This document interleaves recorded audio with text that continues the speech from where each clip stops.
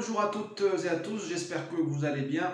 Je voudrais réserver quelques instants à la notion du couvre-feu, une nouvelle réalité qui s'est enracinée dans notre quotidien, que nous vivions au Brésil, en France, au Maroc ou que sais-je, en Allemagne.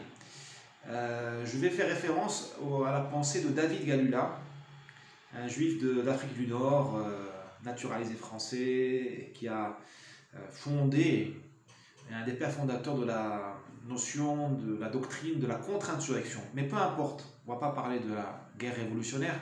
Ce qu'a dit Galula vaut pour l'époque actuelle.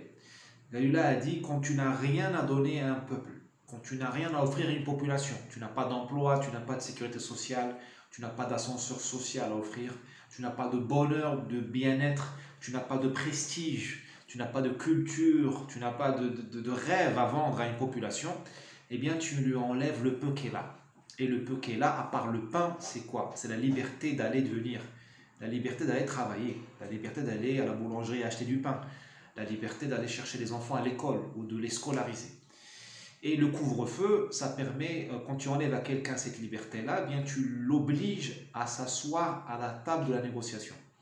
Il baisse ses exigences. Il ne va plus demander la 4G ou la 5G ou le Wi-Fi gratuit ou le RSA pour les nouveau-nés, comme les nourrissons.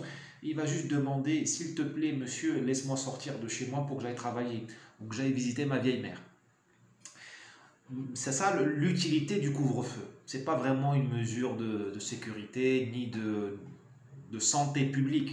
Ça me fait rire, hein, quand on nous fait le couvre-feu à 19h, c'est comme si le corona, le virus, il sortait la nuit. C'est nul, c'est débile.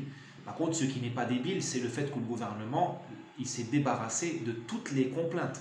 Personne ne se plaint du chômage, de la fin de l'hôpital, de la ruine de l'hôpital public ou de la ruine de la scolarisation des Français ou même de l'islamisme.